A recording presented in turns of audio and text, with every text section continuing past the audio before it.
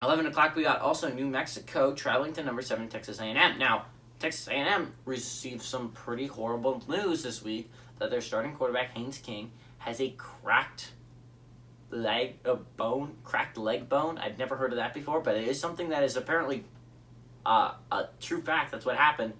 So that is not good for Texas A&M at all, right? They barely escaped Colorado with the win. Like, that was one of the better games in the week, too, in my opinion. I mean, I watched the Ohio State-Oregon game. I honestly enjoyed the Texas A&M Colorado game more. Now, I was very disappointed by the outcome. I really wanted Colorado to win that game because I think they could have if they had their starting quarterback. But again, if Texas A&M has their starting quarterback, they could win that thing too. If they settle for a field goal instead of going for it on 4th and 1, and like at the 10-yard line, they could have had a tied ball game. They had multiple chances to win that game or send it to overtime, and they just did not. But got New Mexico. I feel like people are forgetting about New Mexico, mainly because they're a Mountain West team. They're not a team that's known for being great like Boise State, right? A lot of people consider Boise State a top-tier team. A lot of people focus on Utah State. A lot of people focus on maybe some Air Force.